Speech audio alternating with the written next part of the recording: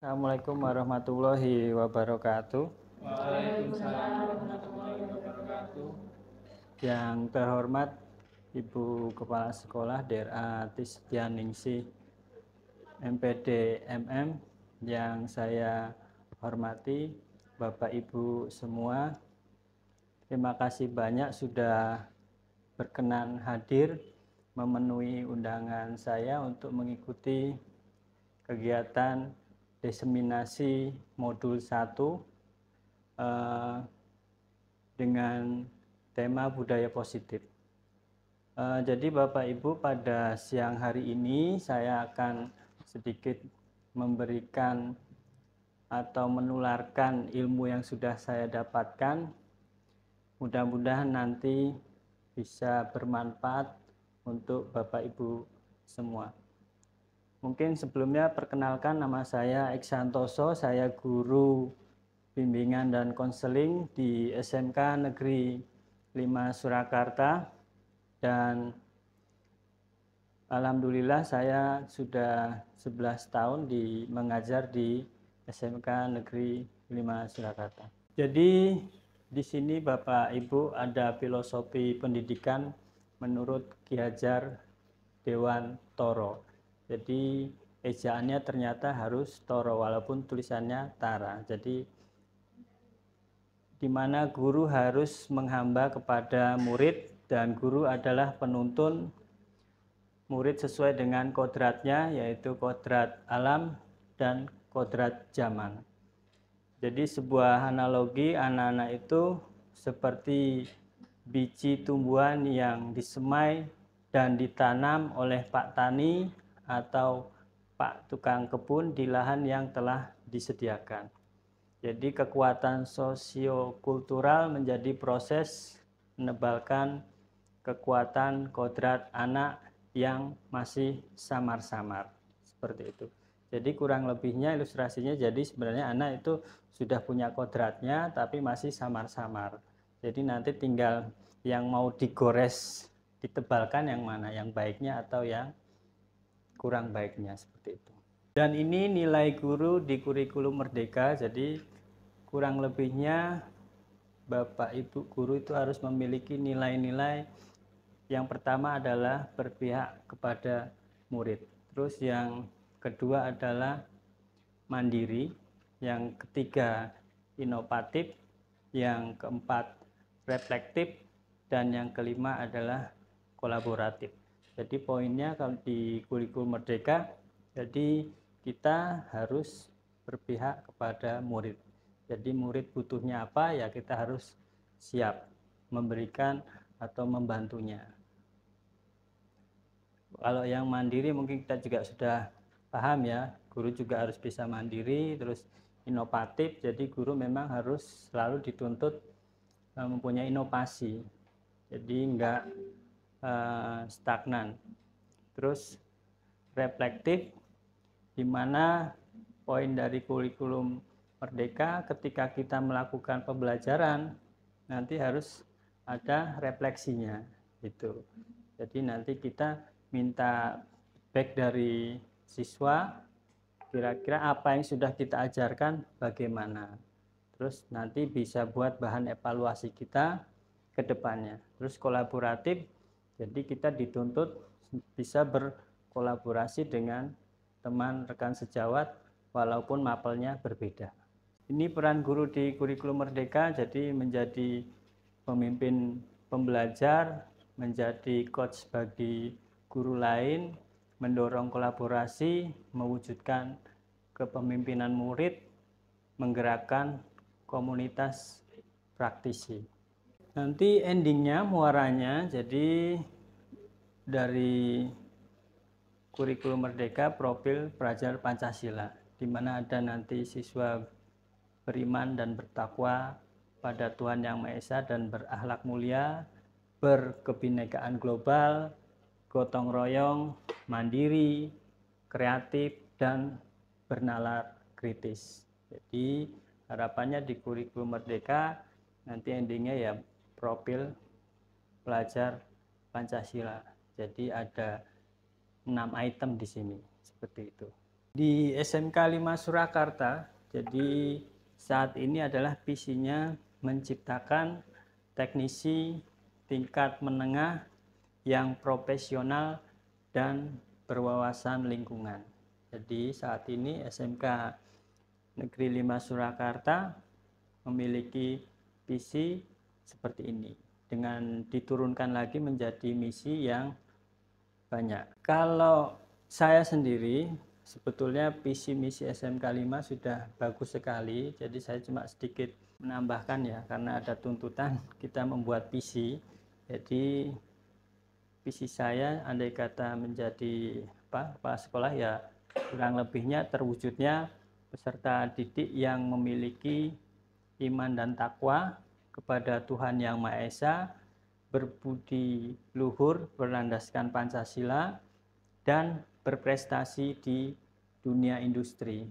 Karena ini SMK, jadi harapannya bisa jadi siswa itu selain berprestasi di sekolah juga di dunia industri bisa berprestasi.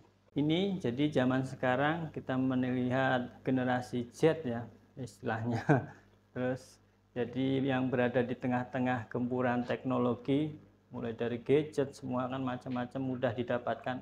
Jadi tanpa disadari kita banyak kehilangan nilai-nilai luhur bangsa Indonesia yang ada di dalam diri siswa. Misalnya ketemu juga jarang menyapa ya toh. Terus sudah jarang misalnya siswa ya bersalaman atau mungkin menghormati orang yang lebih tua seperti itu. Jadi harapannya kita sebagai pendidik ya bisa mengingatkan kembali bahwa negara Indonesia itu sebenarnya punya nilai-nilai luhur yang baik. Jadi posisi kontrol guru ini ada miskonsepsi tentang makna kontrol. Jadi ada mengontrol murid, penguatan positif, efektif, dan bermanfaat. Orang dewasa punya hak memaksa, kritik, dan perasaan bersalah, menguatkan karakter. Ini ada 5 posisi kontrol guru. Ada penghukum, pembuat merasa bersalah, teman, pemantau, dan manajer.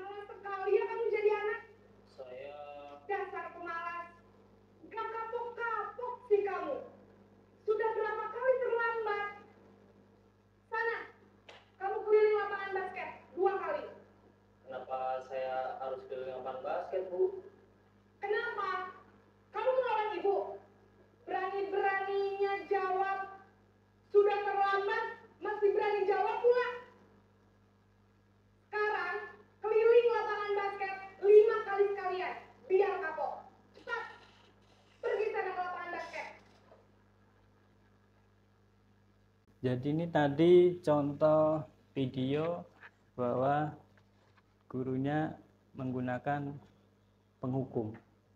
Ini posisi pembuat salah, jadi siswa biar tahu kalau dia salah.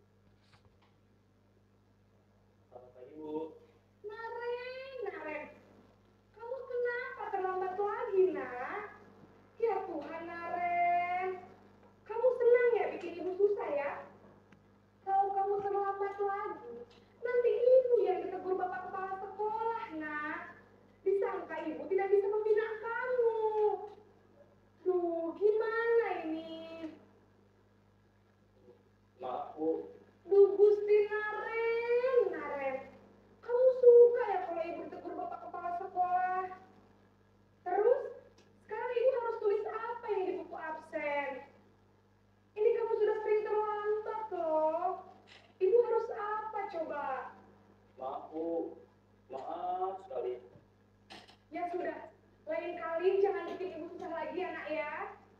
Ibu tidak akan kuat lagi kalau kamu begini terus. Bisa jantungan kalau ibu tegur bapak kepala sekolah. Sana cepat kelas. Maaf ya Bu, maaf sekali.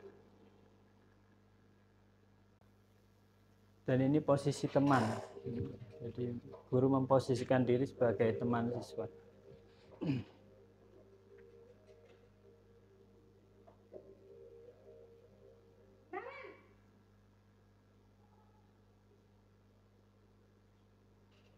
Selamat pagi Bu. Wah, sudah jam berapa ini nak? Terlambat lagi ya saya. Iya Bu, habis ibu saya lupa bangunkan saya Bu. Kamu malah menyalahkan ibu kamu. Kamu bukannya anak yang larinya paling kencang. Kok terlambat sih? Iya Bu, saya memang terlambat bangun tadi. Jadi biarpun saya lari kencang, tetap gak kekejar Bu. Ya sudah sana. Nanti lain kali larinya lebih kencang lagi ya. Biar gak terlambat lagi. Bikin seneng ibu. Demi ibu. Bisa kan? Bisa lah Bu. Ya sudah sana masuk kelas. Ibu beresin urusan absen kamu. Kamu ini ada-ada saja. Dan ini posisi sebagai pemantau atau monitor.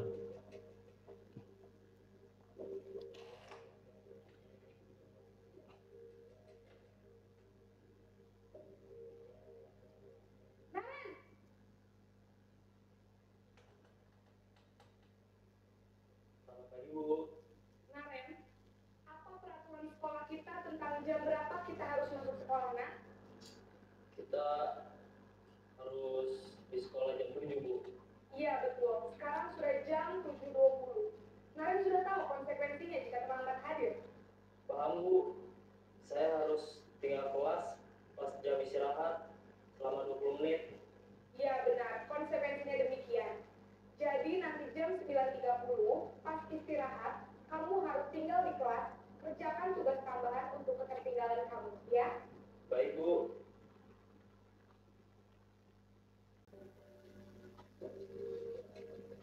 Dan yang terakhir adalah posisi manajer.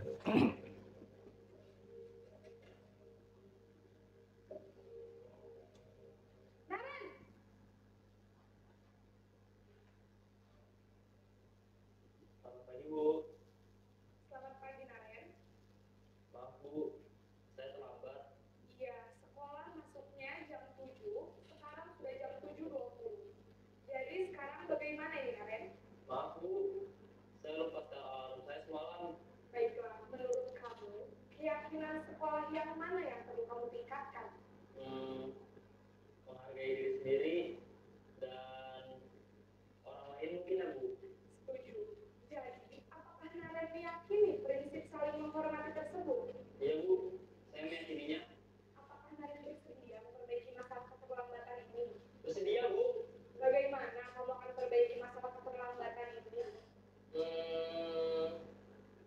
Saya akan coba untuk tidak lupa menyetel alarm saya Bu. Baik, kalau Naren lupa menyetel alarm di rumah, ada orang yang kira-kira bisa bantu mengingatkan tidak? Ada Bu, kakak saya, Kak Emma. Ada lagi selain Kak Emma? Selain Kak Emma, ada ibu saya. Baik, jadi yang mengingatkan Naren adalah Kak Emma dan ibu kamu ya. Kira-kira akan mulai start alarm kapan nih, Naren? Setelah pulang sekolah, akan segera saya lakukan.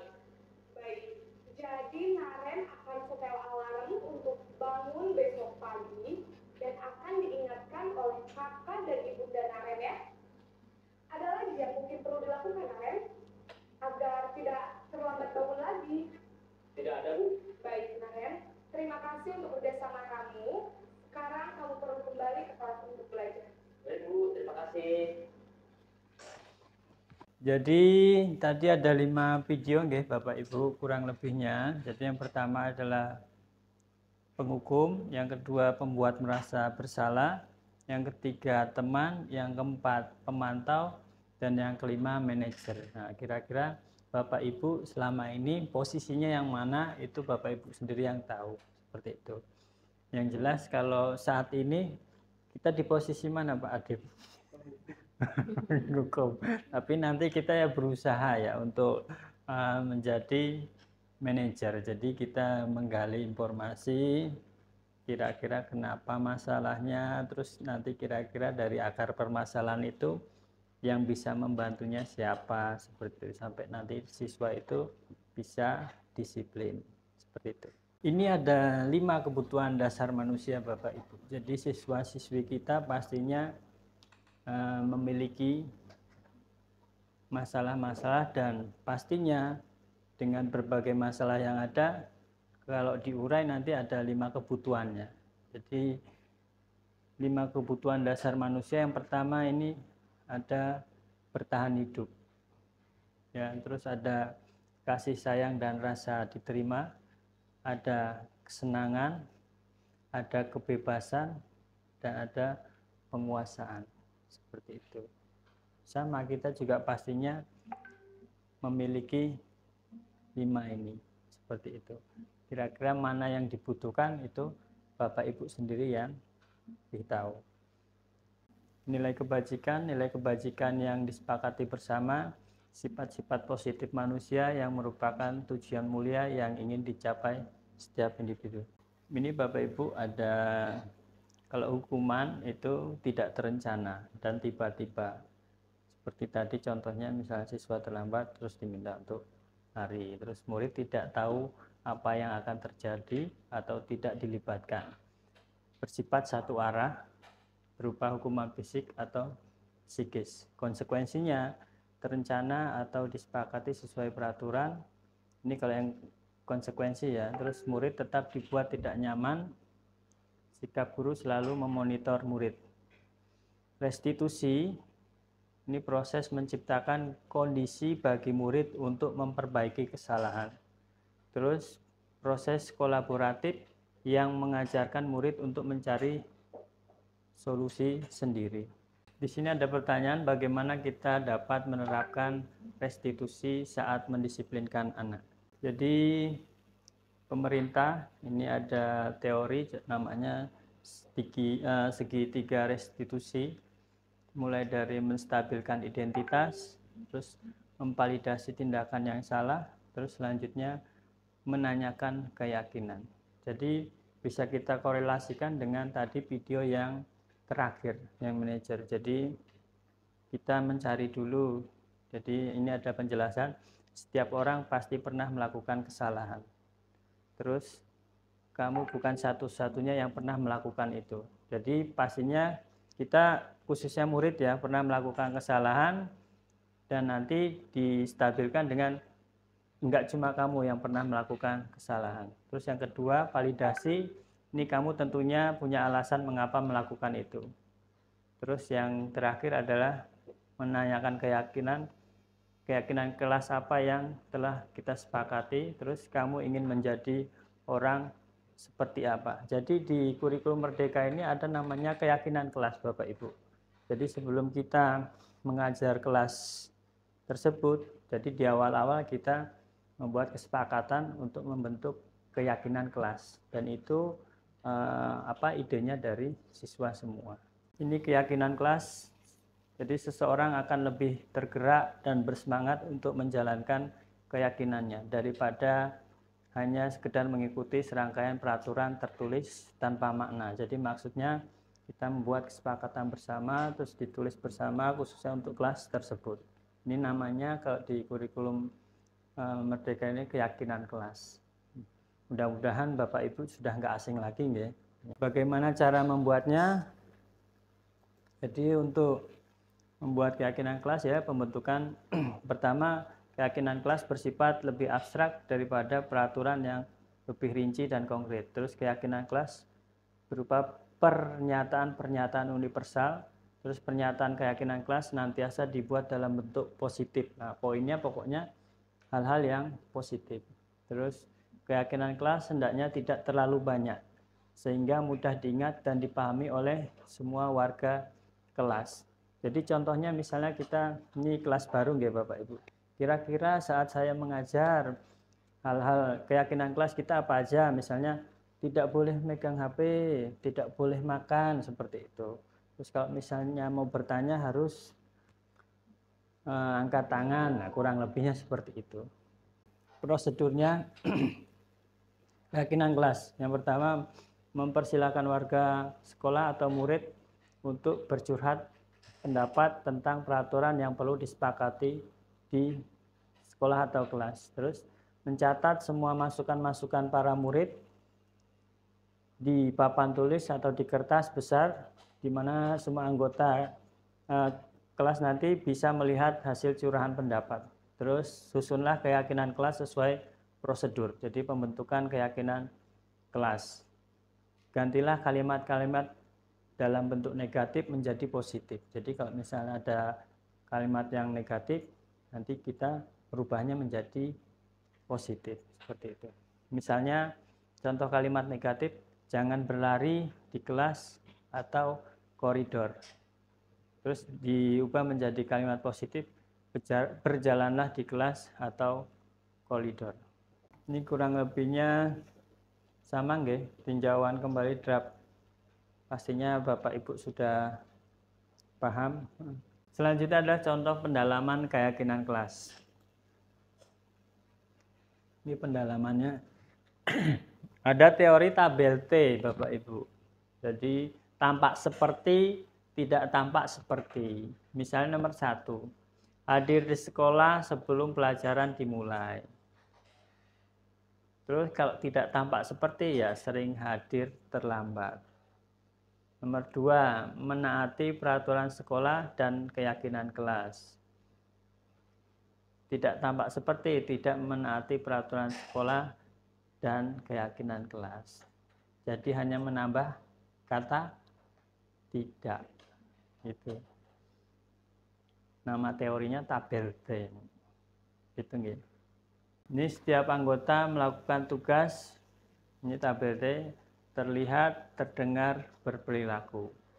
Terdengar, misalnya satu orang berbicara, mohon izin untuk memberikan tanggapan, mohon izin bertanya, terima kasih ya, saya boleh pinjam. Yang terlihat semangat mengikuti pembelajaran, berani berpendapat dan bertanya, mengembalikan benda yang dipinjam dan berterima kasih, terus meminta izin saat keluar dan masuk kelas, bertanggung jawab menyelesaikan tugas. Yang berperilaku, komitmen hadir di sekolah sebelum pelajaran dimulai, terus menerapkan 6S kepada semua warga sekolah. 6S itu senyum, salam, sapa, sopan, santun.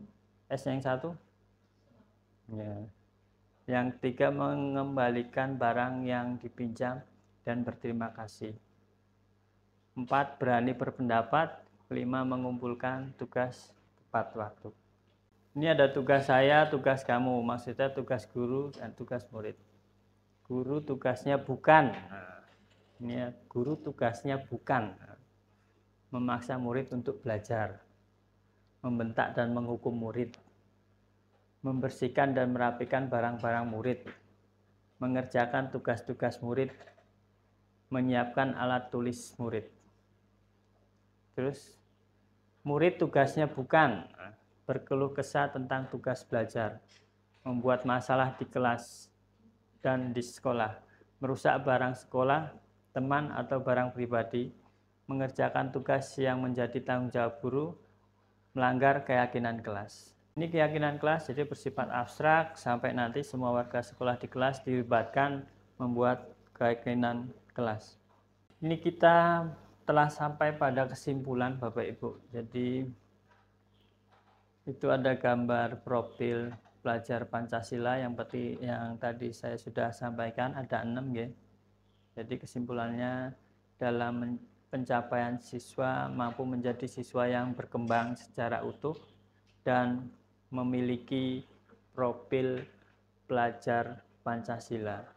Mereka harus mampu memenuhi kebutuhan dasarnya dengan baik, kemudian mereka memiliki motivasi dalam berperilaku secara sadar memang dari dirinya, kemudian sebagai guru harus mampu dapat menuntun kodrat mereka sesuai dengan zaman dan alam. Di sana guru dituntut untuk memulai perubahan dari diri sendiri yang dapat menerapkan nilai dan peran guru penggerak.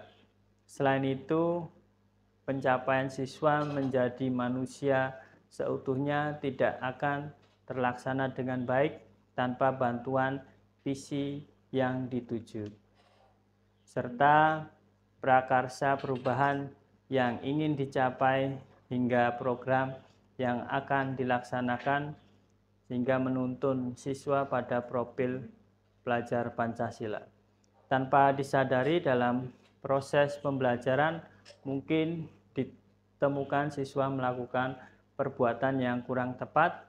Di sana guru dituntut untuk menerapkan posisi manajer.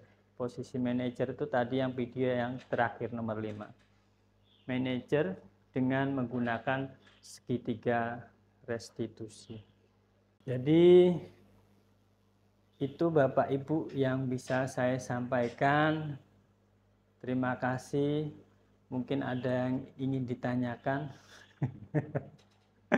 Pastinya nanti Bapak Ibu juga akan mendapatkan materi-materi tentang kurikulum merdeka nggih. Nah, pastinya nanti dari pemerintah akan mungkin itu nggih, kurang lebihnya saya mohon maaf. Wabillahi taufiq wal hidayah.